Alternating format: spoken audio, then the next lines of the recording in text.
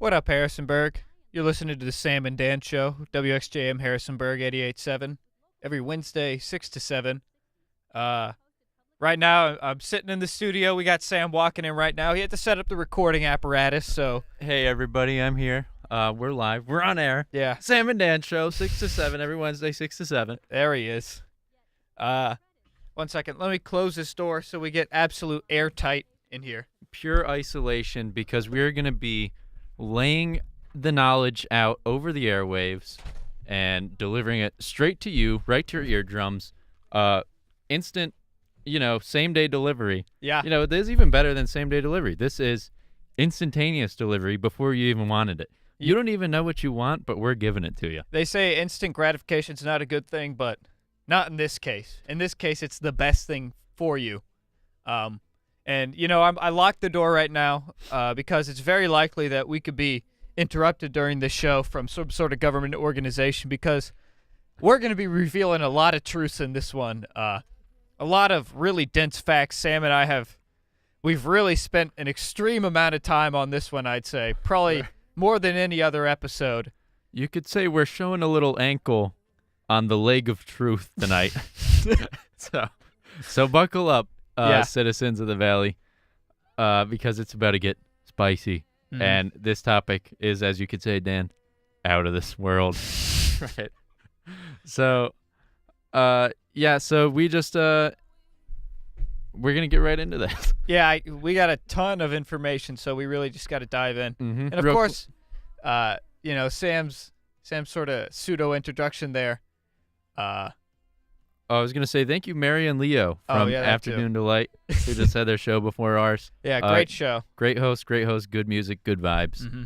Love it. Tune in next week if you can, or if you want to. Yeah, but definitely tune in to us next week. All right. So, Dan, let's let the people know the topic. Did we say the topic yet? No, we haven't. All right, We've done a lot of build-up. The topic this week is, drumroll please, aliens. Da-na-na. The truth revealed. Exactly. Now, I imagine when we say the word aliens, a lot of you people imagine little gray goblin type creatures scurrying around at night, abducting people, riding around in flying saucers. Or maybe you're thinking of the people who stand outside Home Depot. To each their own. Yeah, absolutely. But we're talking about the kind of alien that's really making an impact here. Mm-hmm. The extraterrestrials. Yeah. From not from this Earth. Yeah. These are the sorts of aliens that we don't support. The other aliens, they get a thumbs up from the Sam and Dan Show. Mm-hmm. They're doing some hard work out there. Amen to that.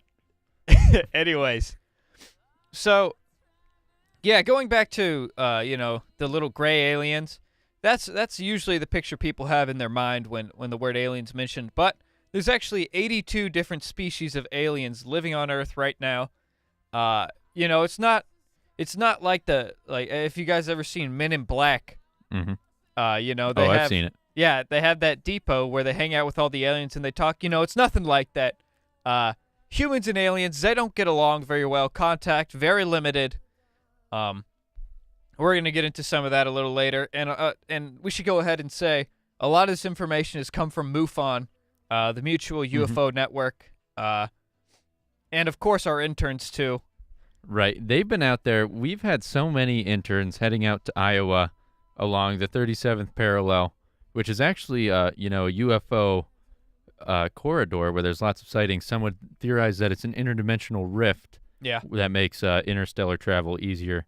So it's a common landing point. But yeah, we've had them standing out there, cameras at the ready, worst quality film possible. Make sure all the lenses are smudged, because you just can't collect alien evidence without, getting your worst equipment possible. Absolutely. So we made sure to cut all the budget.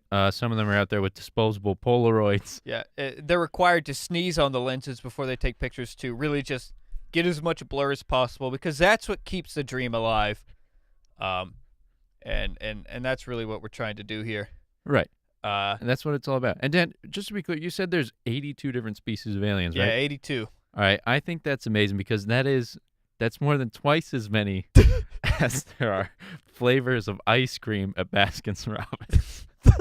So I'm just saying, if you think about how many 31 is, Mhm. which is a pretty big number, Yeah. and then double that, more than that is the number of alien species that we've, as of yet, detected. And allow me to add, Sam didn't have to look that up. He was able to just pull that number off the top of his head. He really knows Baskin Robbins.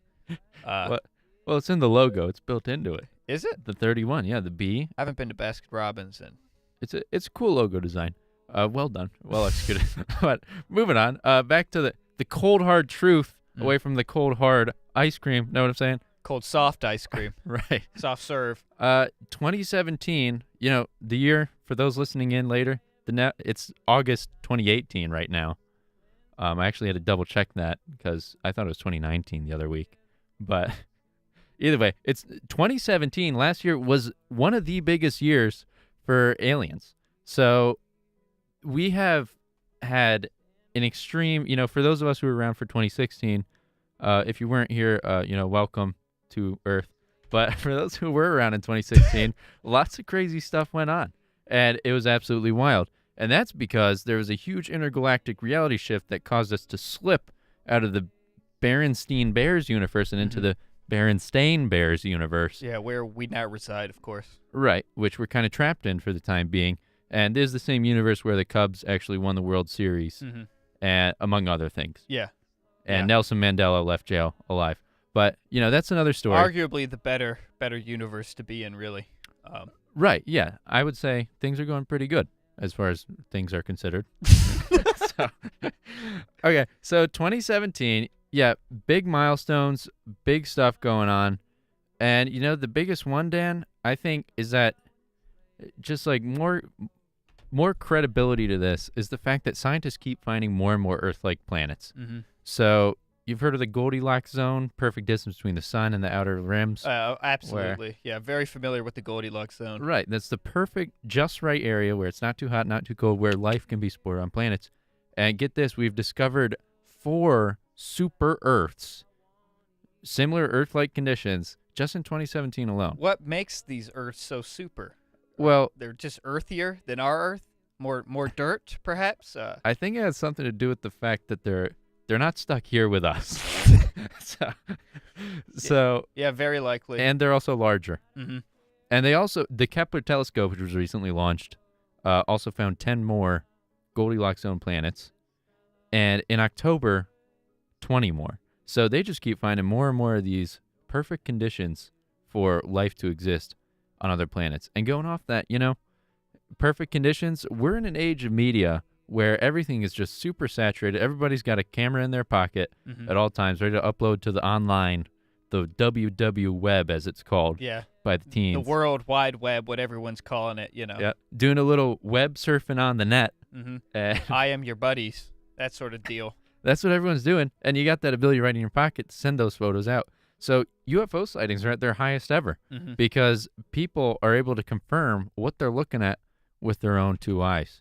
And I think that's great because, the more feet, the more boots on the ground, the more eyes you got in the sky. Yeah, it's doing a lot for the cause, really. MUFON has seen a huge increase in membership as of recently. And, of course, a lot of the information that we're going to present to you today is very recent because people are just starting to dive into the documents and the evidence that have been compiled over the years, and now they're finally able to draw these conclusions and map out some of the characters for you. Dan, can you tell us a little bit about the big players, so to speak, besides Sam and Dan Show, Wickstrom Studios, Men in Black, and, the other smaller agencies out there doing this research? Yeah. What are we working with here? Okay, so, I mentioned earlier there's 82 alien species on Earth, but really tonight we're only going to be focusing on 4 big ones. Of course, the Greys. That's the one you guys are all imagining, little gray goblin-type creatures.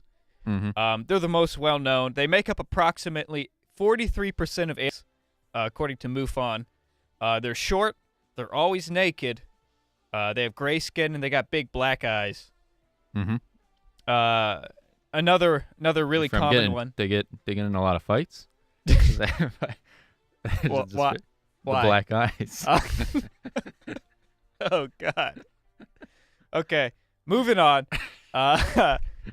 Another big player, tall Nords, sometimes called Pleiadians, because they come from the Pleiades star cluster, of course. Right. Not because they do Pilates. They do Pilates, though. Very, very healthy, strong pelvic bowls. One of their most defining features. But also, they're most well known for looking a lot like people, just a lot taller. And as the name Nords would imply, right. Skyrim belongs to them. Yes, absolutely. Yep.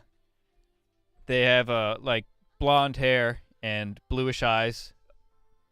And go ahead. And I was gonna say in the database here, it looks like they could also, maybe be NBA players because their height is 6'7" to 7'5". Yeah. So of course that's where they get the name tall in front of their Nord's description. Otherwise, they would just be normal Nordic people who are already fairly tall. Right. So the line gets a little blurred the further north you go. Yeah, I imagine the shorter side of the tall Nords and the taller side of the normal Nordic people almost indistinguishable from one another. But allow me to also say, tall Nords also, they're always coming in contact with humans and warning us about the danger of war and communicating with other aliens. They're always worried about nature and that sort of stuff. So they're sort of like the hippies of the universe. And that goes against the next players, who are another huge one, the reptilians. As the name suggests, they're large reptilian creatures. They're much larger than human, sometimes 6'5" to upwards to 7 feet. However, they have the ability to completely change their shape, height included, so they can disguise themselves as really anyone they want to be, which is why they are truly so detrimental to the human race.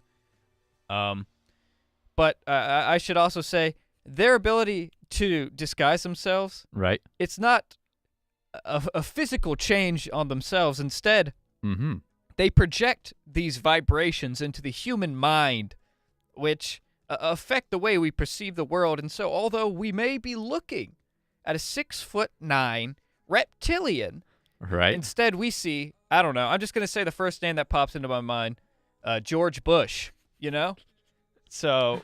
Right, of course. Yeah.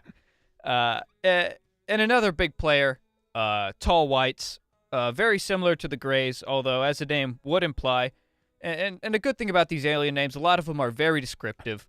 Right, just keep it simple, yeah, really. Absolutely. Tall whites, they're very tall. Well, I shouldn't say very tall, about 6 foot. So, They're fairly tall. Yeah. They're tall. The skin is eggshell white. That's really the only description we have of them. Not a whole lot of contact with them, but there has been some. Right. Yeah. Okay. Well, now that we've got the main players out of the way, thanks for throwing that out there, Dan. Yeah, thanks. I appreciate that. We're going to toss the fans a PSA because we're required to by the FCC. So listen up, everybody. You're the best thing that ever happened to me. 88.7 WXJM Harrisonburg.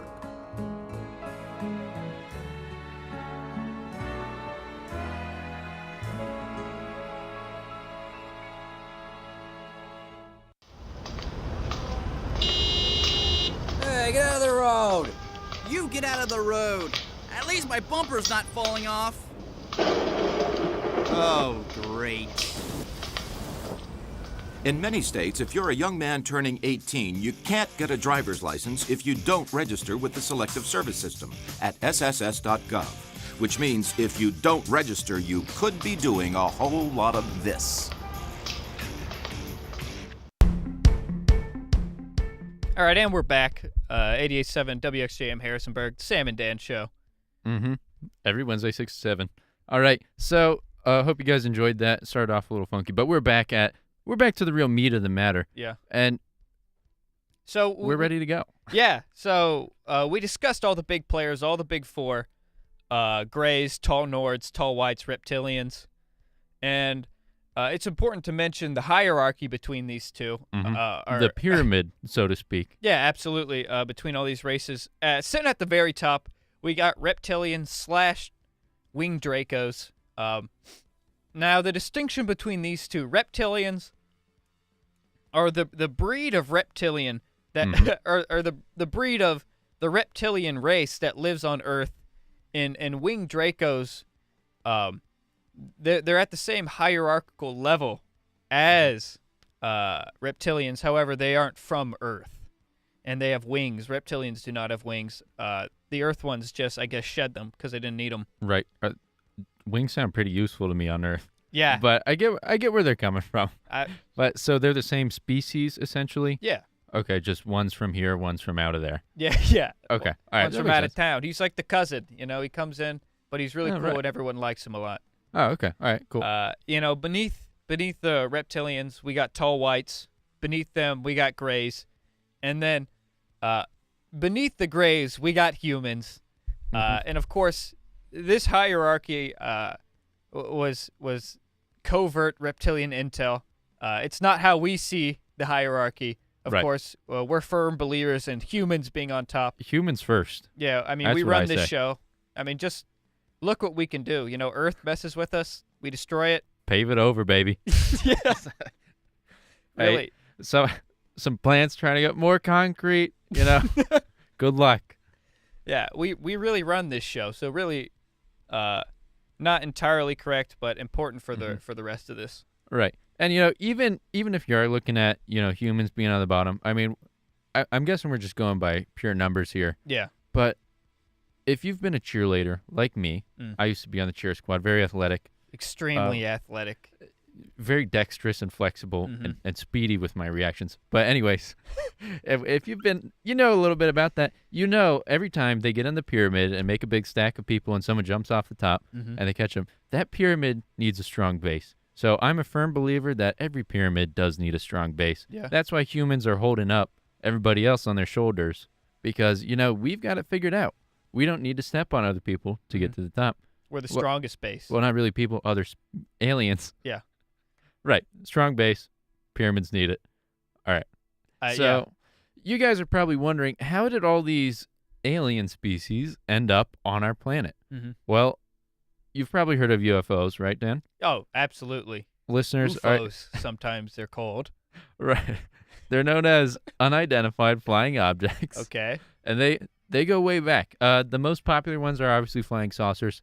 But throughout history, we're talking 1440 BC, British Columbia, in Lower Egypt.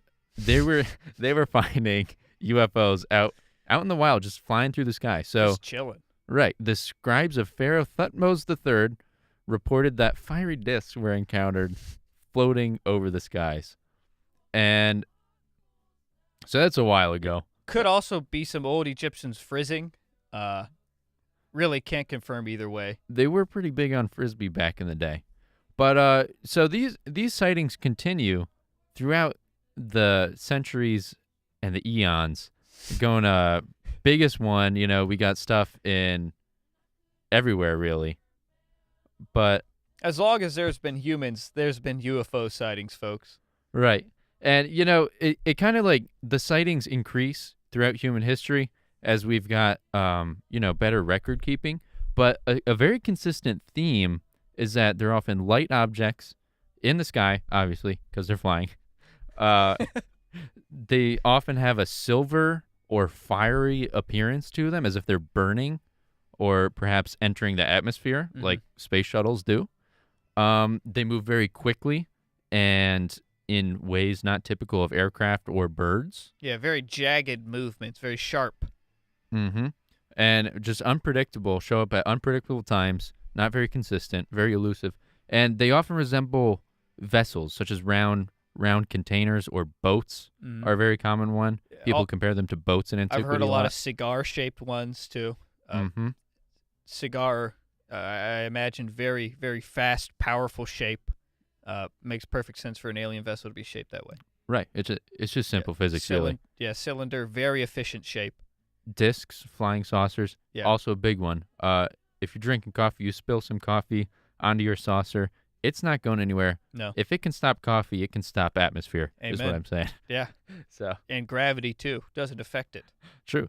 But yeah, so going to some big ones, though, like these aren't just crackpots. A lot of these are mass sightings of, diverse crowds of people who all saw the same thing. Big incident of this, 1940s, there's a band named the Foo Fighters. You probably heard of them. We don't play them on here. They're not indie enough. Yeah, but not nearly indie right. enough. But they were spotted by several trained pilots who knew what they were doing up there.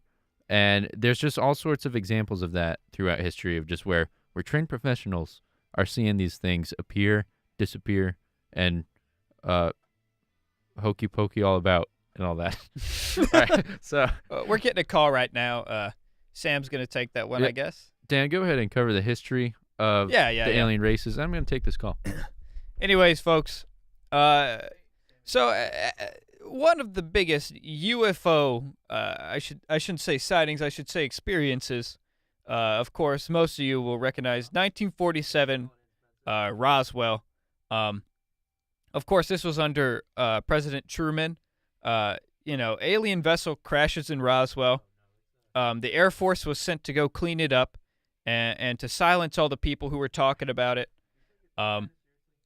Now, one thing that occurred during this event that really isn't that widely covered is that not only was an alien vessel recovered, but multiple alien bodies and one living alien. And so we've uncovered sort of secret documents, I guess you could say, about this alien, which we'll get into soon. Sam, what did the caller have to say? All right, so that was one of our longtime fans, Spencer. He calls in on his way to physics class, and he just wanted to say, thank you. Oh. And to all our fans out there, thank you. Yeah, you are why we do it. Right. This is why we're here. We're just bringing the knowledge to the people, just the bare essentials. Yeah. What they got to know. You can only get so much from your degree. And this is sort of extra credit. Yeah, this is like an after-school activity. You listen in on this and, broaden your horizons. We got legions and legions of interns working under us, just mining for the littlest, juiciest nuggets of information, which we can transmit to you over the airwaves.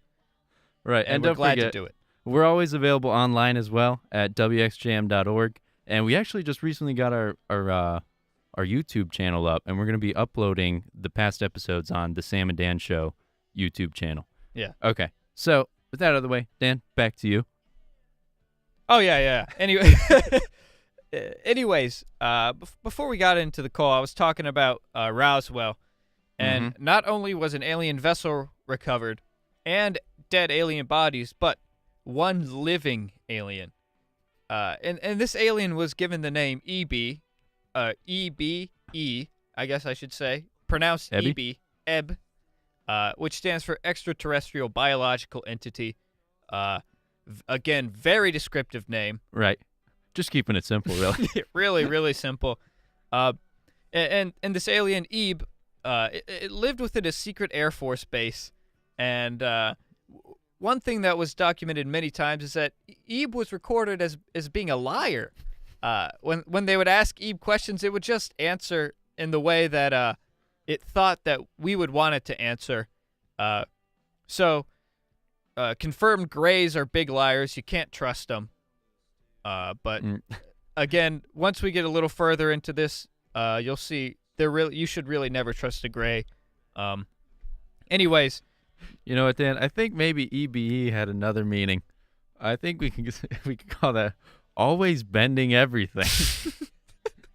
You can't just tell the straight truth to you. Yeah. So, it just works both ways, really. Yeah. You got to spell always with an E, though. Yeah, and Eelways. Eelways. I'm sure they kept that in mind when they were naming it. Probably really important. They heard him lie, and they're like, hey, get this guy. Hey, goof him hard. He's always bending everything, dude.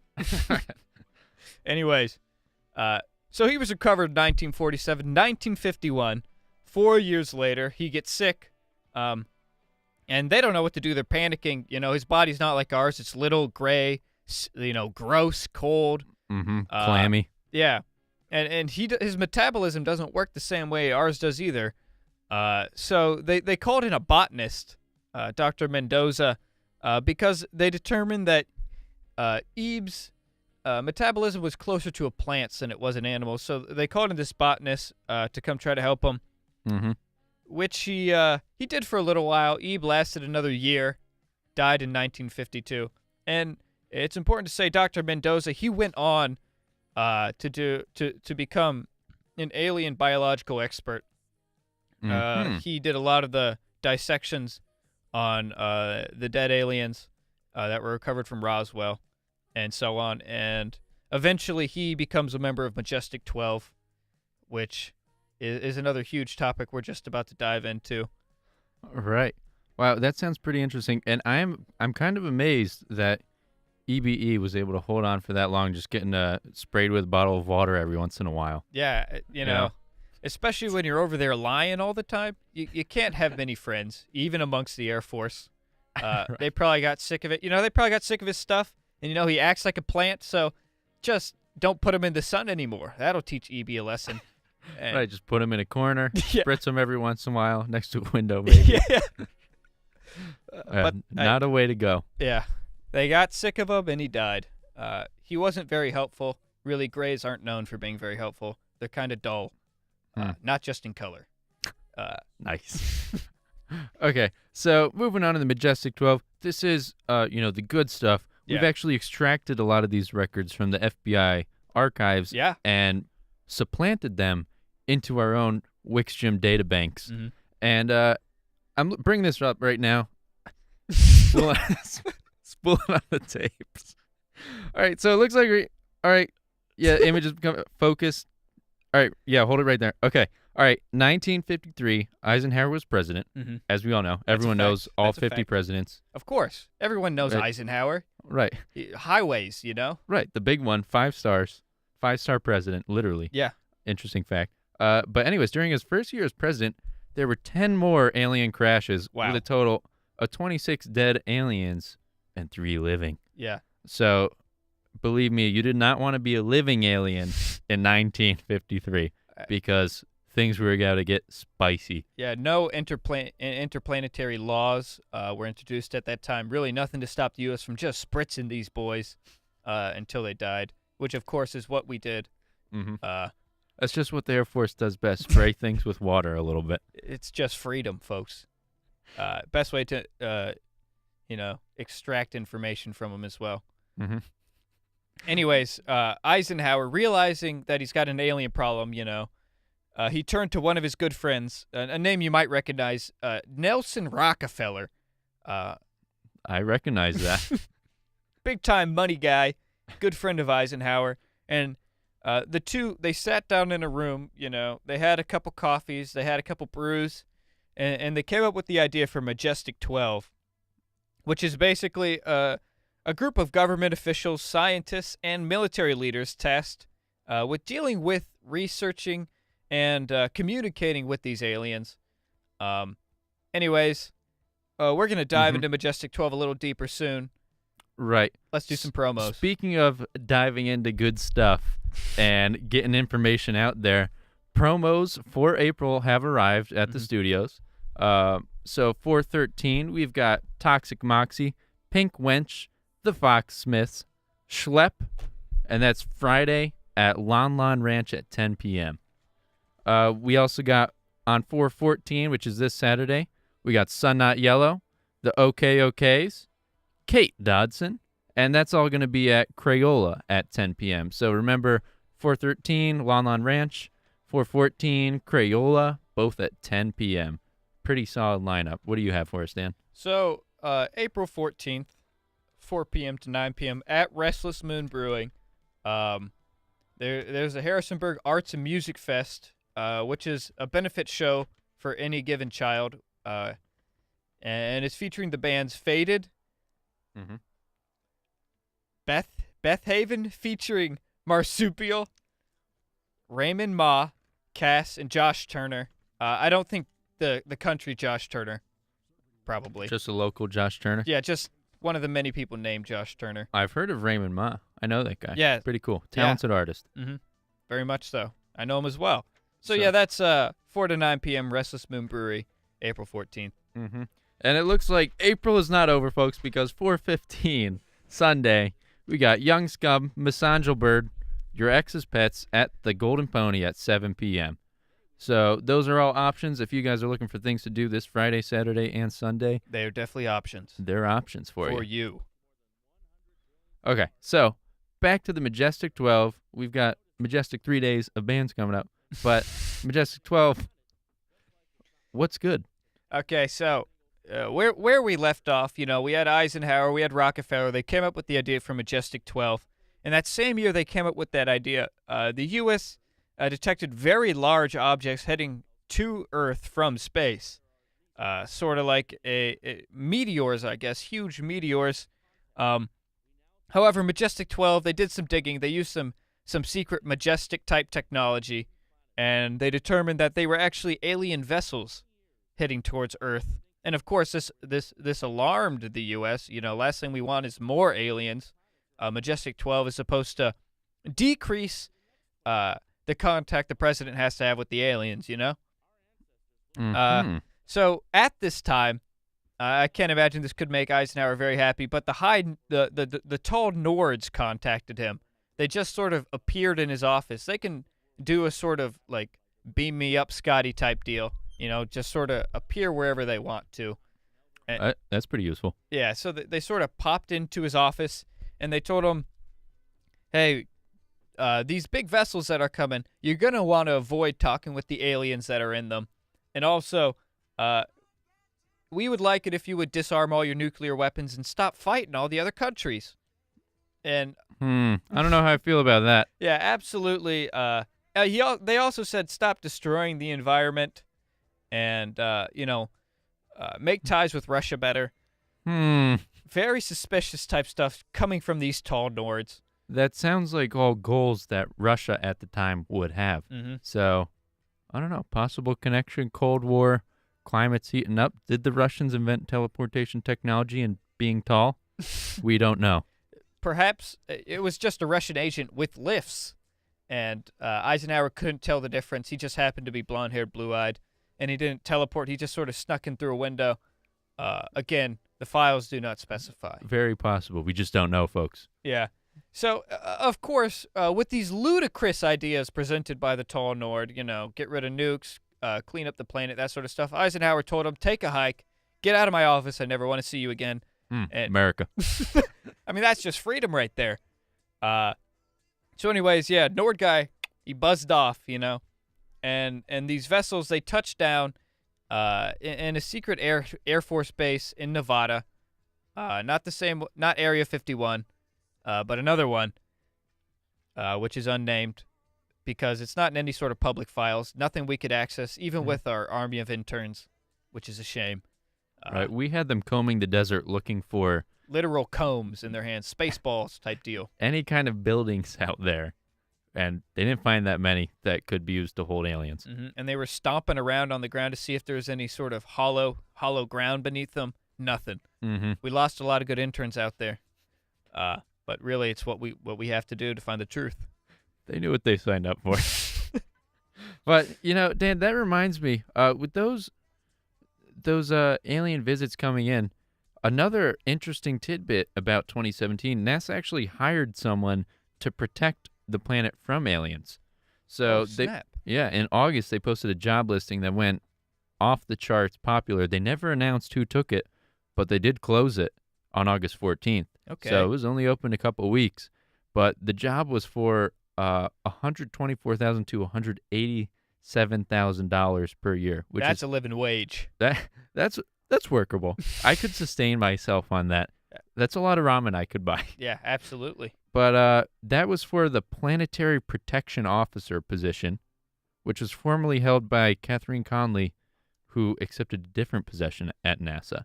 So the Planetary Protection Officer, there's only two dedicated in the world, and they maintain a saline barrier between our planet and outer space. So any guests coming from out of this world, any mud getting tracked in on the boots of astronauts, they're checking that, making sure there's no aliens hitching a ride. Find or a little gray hiding in that mud. Right. Spritz them. anything nefarious like that. So That's just an interesting fact because Very that's still interesting. going on Yeah. now. Really a good job for one of us, really. If you're listening, NASA, I'll have some of the interns send you my resume and cover letter. We'll be in touch. Anyways, getting back into the Eisenhower's meeting with the tall Nords, and so of course, as we said, he told them buzz off. They buzzed off, and See you later. these huge alien vessels touched down in a secret Nevada airbase, where Eisenhower was quickly shipped, and he met him there. And of course, who would come out of these ships but the Greys? And we were warned about this. We were warned, hey, don't talk with the Greys. They're liars. They're like plants, but they can move. So, why would you trust them? Because I wouldn't trust a plant, let alone a moving one. I can't say I would either. You ever see a Venus flytrap? It's one of the few moving plants that I know. And I would not put my fingers anywhere near that thing. Absolute tricksters. Let alone my fly collection. Yeah. Looks like we're getting a call Extensive right fly now. collection. I'm going to take this one. Dan, you want to go ahead? Tell us about the pact that Eisenhower made with the Greys. Please, I would love to. So he's meeting with these Greys.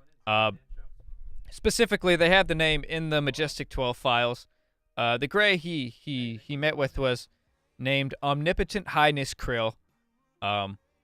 And this Grey proposed a treaty with Eisenhower in which the Greys would abduct approximately 6,000 Americans a year for experimentation. They weren't allowed to harm these humans, of course, mostly just run tests on them. And in exchange, the Greys would provide alien technology to the U.S., and of course, this explains why we had such a big technological boom coming out of the 60s, or I should say coming out of the mid-50s. Huge influx of alien tech. So we are really, our computers got faster, our people got smarter. So, big jump in science right there. Anyways, so this Omnipotent Highness Krill, he decided to stay on Earth, and he officially became a member of Majestic 12, which is really interesting. I guess it's better for him to be a member of that organization, working with all the Majestic 12 scientists who have humanity's best wishes in mind through their work. All right, Dan, I got news from the front lines. Let's hear it. So one of our longtime listeners just called in, and he was telling us, going off this pact with the Greys, they've been doing a little extra-pactual stuff. His buddy over in Front Royal has witnessed on several occasions. So his backyard has a certain topography where 12 different varieties of hallucinogenic mushrooms can form. And he's witnessed on several occasions the Greys coming down, landing, and initiating an energy transfer, but sort of an aura between themselves and the mushrooms. So they could be powering the mushrooms up with hallucinogenic properties, sort of a way of expelling waste, or they could be absorbing energy from the mushrooms themselves or harvesting the actual mushrooms themselves. So, and that's right here in Front Royal, which is only an hour from our studio and fortified bunker, the Wickstrom Database Center. And I just think, something topical to think about. So thanks for calling that in. Yeah, thanks. That was extremely interesting. I think it's definitely interesting that these plant-like Greys, or I should say, they aren't really plant-like. Their metabolism very plant-like, but they themselves are really in a league of their own. Anyways, these creatures with similar metabolism to a plant are interacting with mushrooms, although not a plant similar to that. And again, getting back into Majestic 12, all these files were actually taken from the FBI's website, and you can go on there today and look up the Majestic 12 files, and they're all there. And the FBI, of course, they're required to try to discount this information. So, obviously, yeah, so they wrote bogus over the top of all of them, just with like a big black Sharpie. They just wrote bogus over the top of every single document labeled Majestic 12. Really amateur, all caps, shoddy handwriting, except for the U. Yeah. So I don't know who was in charge of this. But I have to add, It's very possible that the FBI, given this task, they wanted the people to know the truth. So they wrote bogus over it, but they didn't redact everything so people could still go in and read it. That was kind of nice of them. Yeah. I guess some people out there, they're just interested in seeing what the people, the common man will come up with given the proper resources. I mean, when you know the truth, all you want to do is spread it. Mm. And, of course, that's what we're doing here. Retweet on that one, Dan. I think this would be a good time to do the weather report before we transition in the next section. Yeah, all right. definitely. So, folks, listen up. The time is now 6:42. You're listening to WXJM Harrisonburg on 88.7 FM, also available to stream online on WXJM.org, and later on from the Sam and Dan Show YouTube. All right, so the weather report. Right now, we got partly cloudy in Harrisonburg at 59 degrees, so things are warming up for the weekend. It's looking pretty nice out. Sun sets in an hour or two at 7:47. This Thursday, we're going to have partly cloudy again, but a high of 74, low of 48. This Friday is going to be nothing but sunshine with a high of 78 and a low of 53. And Saturday is going to be partly cloudy with a high of 76 and a low of 57. So they're getting pretty nice out. It's good. Good to know spring has sprung. Spring has sprung, folks. What a time to be alive. Mm-hmm. We truly are quite fortunate. Finals week coming up, graduation coming up here at the university. I'm excited. How about you? Yeah, it's going to be a good few weeks, folks. Mm-hmm. But we're going to have to fight for it, just like the reptilians had to fight for Earth. So, Dan, I'm going to use a little bit of your research here, if you don't mind. Please. But we're going to go way back in time. Mm-hmm. We're talking like rewind. Or the reverse card in Uno. Play one of those bad boys. Like 300 of those in a row. Reverse, Exactly. We're going to go way back to an Earth without humans. Wow. This is probably hard to imagine for most people because I've been a human my whole life, so there's always been, to me, at least one human on Earth, myself. But apparently at some point, there was a time without humans. Mm-hmm. So 50 million years ago, the reptilians arrived on Earth, sending, mailing address Alpha Draconis star system. Yeah. They had completely stripped all the planets in that star system of all the natural resources, and they had no choice but to seek out a new homeworld. Mm-hmm. Sound like anything familiar, Dan? I don't. Anyways, so they, had finished the roll of toilet paper that was their home planet, so to speak, and we're moving on to a fresher, double ply roll, double ply pastures, and double ply pastures. They did find Earth is a great planet. Happy to be a member of it. Yeah, one of the best planets in the game, really. Top 10 at least. Mm-hmm. So well, maybe top 15. But so during the late Cretaceous period, they ruled the planet with an iron scaly fist. Mm-hmm. It was either iron or scaly. Both. The scales are iron hard. Iron scales, and ravaged the planet as they typically did. So Dan, tell us what happened next. Okay, so we got these reptilians. They land on Earth. They immediately start plundering all the natural beauty and the resources of Earth. Things aren't looking very good. And then next comes the Andromedans. Mm-hmm. And we didn't describe them earlier. They aren't in this story very long. But allow me to say they're similar in structure to humans. They're known to have blue skin. They all wear the same silver skin-tight suits. They're completely bald. Quite stylish. I'm getting a real mental image here. Yeah, very, very stylish. The Nike self lace-up shoes that Marty McFly wore. So very technologically advanced. And anyways, they're known for being conservationists in our galaxy. They see the reptilians land on a planet and they immediately start watching it because they know what the reptilians do. So anyways, it's coming to the end of the late Cretaceous period. Mm-hmm. Of course, next, as it does. Yeah, the Tertiary period comes, and along with that comes the Andromedans, and they wage war with the reptilians. The Andromedans aren't typically known for war, although their technology far exceeds the reptilians, and they were able to defeat them and force them all underground. And of course, the Andromedans, to destroy any evidence of the reptilians, and any hope that they would have of coming back to the surface. They leveled their cities. Nice. Yeah. And they sort of, I guess you could say, planted humans as the ruling race of Earth in the stead of reptilians. And allow me to say, humans at this time were on Earth, but they were subjected to reptilian rule, very much like slaves, or they just stayed out of the reptilians' ways, because the reptilians have been known to eat people. Oh, wow. Yeah, they're a Not big about bunch. that. Yeah, they'll munch a man if you get in his way. Anyways, so ever since that time, humans, they've been on the top of Earth. We run this show, as we said earlier, and we've sort of been tasked with the goal of fending off the reptilians and stopping them from destroying the Earth, which is kind of ironic because we're much better at destroying the Earth than they are. So get stuffed again. Humans at the top of the hierarchy. Nice try, reptilians. Yeah, no one does it like we do.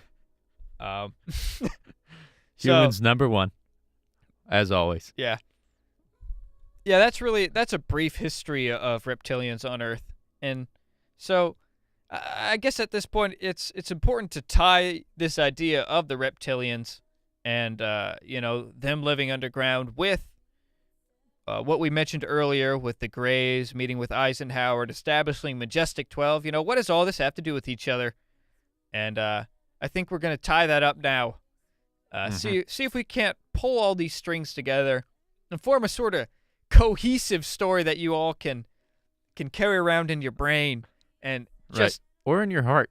Yeah, really. Wherever you want it, your front pocket if you write it down and put it in there. Yeah. Just keep it handy. And we do suggest you, if you're a newer listener, most of our veterans will know, when you're sitting down, listening to Sam and Dan, you got your cigar in one hand, you got a glass of wine, what you really want... Or grape juice. Yeah, or grape juice.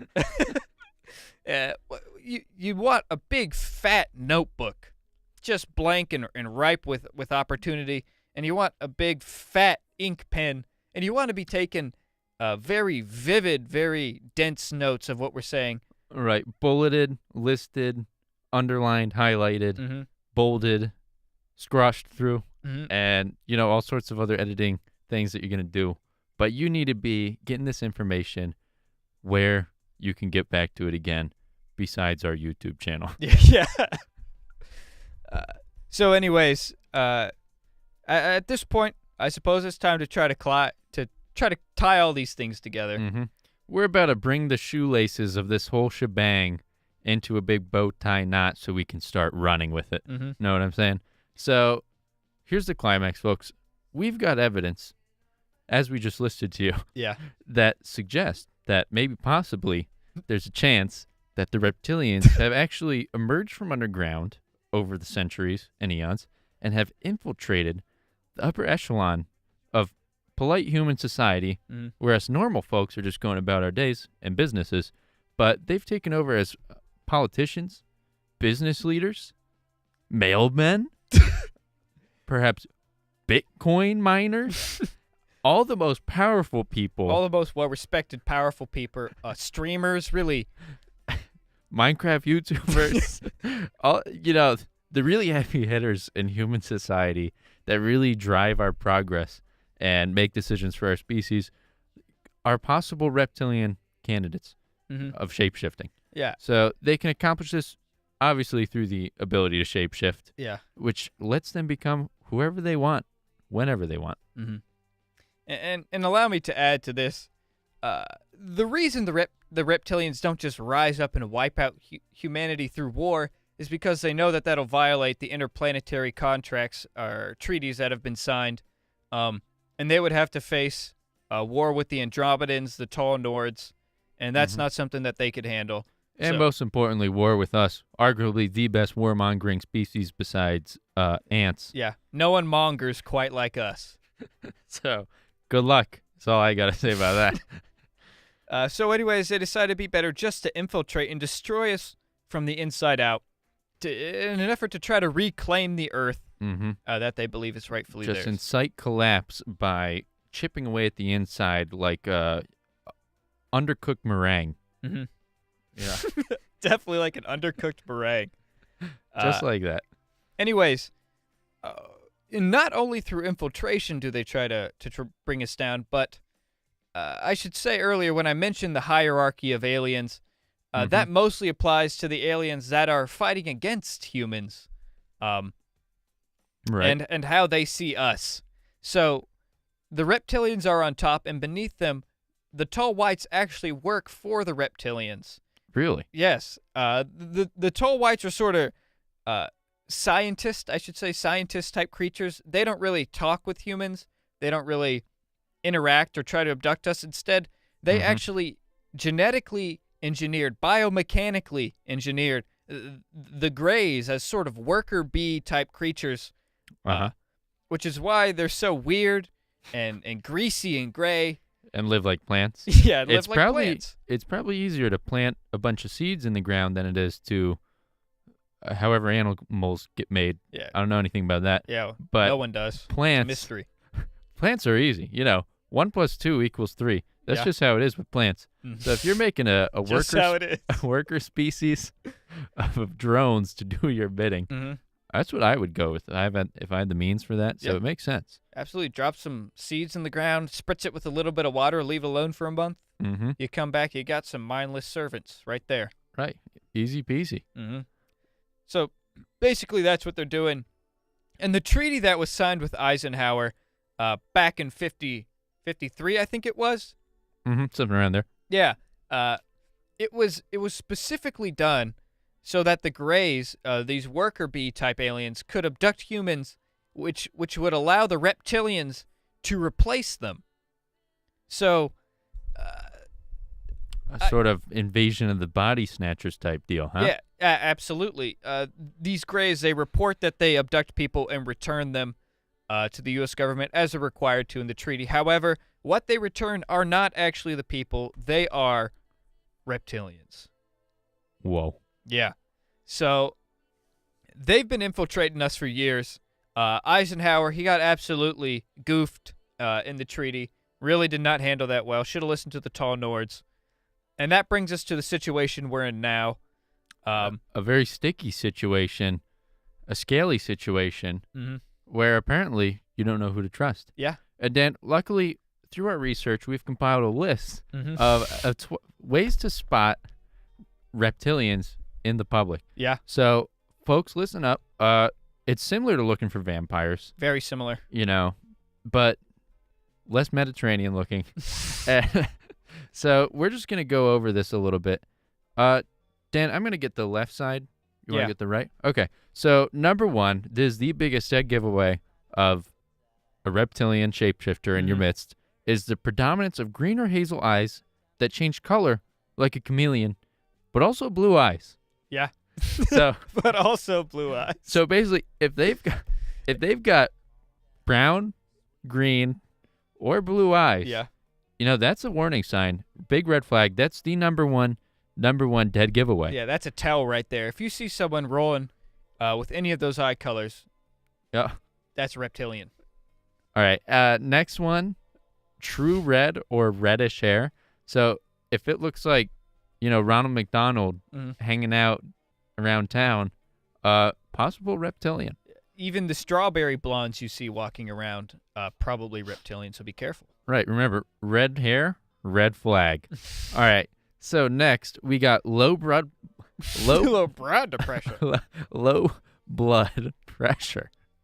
So that one, kind of hard to spot when you're looking at somebody. But if you have a friend with red hair and color changing eyes and they say, "Boy, I sure am dizzy because of my low blood pressure," that's a warning sign. Yeah. So be alert for that. People talking about blood a lot, their blood pressure in particular. And that's why, of course, Sam and I here, we have very high blood pressure, dangerously high, the doctors would say, As high as it'll get. because we're about as human as you can get. I'm on a pretty strict 3 Twinkies a day regimen just to get my blood pressure as high as it'll go. I only eat salt and potassium. That's it. So really, really high blood pressure. It just makes sense. All right, so warning sign number 4, keen sight or hearing. So if they've got glasses or contacts, or a hearing aid, you can probably write them off as safe. But if they seem to actually listen to you when you're talking, possible reptilian. Yeah. And let me tell you, not a lot of people listen to me when I'm talking. So I usually pick up on this pretty quick. Absolutely. All right, another one, ESP. That's extrasensory perception, pretty much speaks for itself. UFO connections. Another warning Very sign. general term. Yeah, if they've got, in some way, shape, or form, a connection to a UFO, perhaps via USB cable, warning sign that they're a reptilian. And then finally, on my list, we got love of space and science. So not only are these people huge nerds, possibly also reptilian. Yeah. Just so getting on to some other features, yeah. We got another one pertaining to the eyes. Again, huge tell for reptilians. Piercing eyes. If you're talking with someone and it looks like his eyes are wide and he's looking straight through your face. Like a scared racehorse. Yeah, it's most likely a reptilian. And of course, if his eyes, or he or she, if their eyes are brown, green, or blue, likely a reptilian also. With piercing? Yeah. Yeah, bad sign. Yeah, really bad sign. Another tell, a sense of a person not belonging to the human race. If you look at someone, he's got, let's just say, he doesn't identify as a human. He talks all the time about wolves and running with the wolves and being a wolf. Perhaps he's just a reptilian trying to throw you off the trail. Or perhaps if you meet someone who only identifies with reptiles, he spends all day sunning on rocks and eating and chasing around bugs. Not wearing clothes. Yeah. Licking their eyeballs. Yeah. Drawn on scales, perhaps a reptile. Again. Bad news all around. And this one right here, very interesting. A tell for reptiles, deep compassion for the fate of humanity, which allow me to specify when we say a deep compassion for the fate of humanity. That sounds like a good thing to me. Yeah. It's the important thing about this is if you meet someone who's super concerned about humanity, it's all they think about, helping people, making the world a better place, probably a reptile trying to overcompensate. Definitely reptilian. Another one, psychic abilities. If you're talking with your friend and he bends your spoon, probably a reptilian. Unexplained scars on the body. Like a motorcycle accident while skateboarding. Yeah, probably a reptilian. Capability to disrupt electrical appliances. If you have a friend who can shut off a toaster just by touching it, stay clear. That man's dangerous. And, of course, another big tell, alien contact goes hand in hand with UFO connections. Dan, that second to last point, the ability to disrupt electrical appliances, I've got a buddy who constantly seems like his phone is always shutting off and always breaking. He drops it, the battery flies out the back. I would consider that pretty reptilian behavior, wouldn't you? Yeah, absolutely. Especially if you catch him eating crickets or anything similar to that, or basking again. Right. Very reptilian. It just makes sense. Okay, so it looks like our time's up for this week, folks. Remember to tune in next week, every Wednesday, 5 to 7. You're listening to 88.7 WXJM Harrisonburg. Sam and Dan Show. Thanks for listening. Peace out.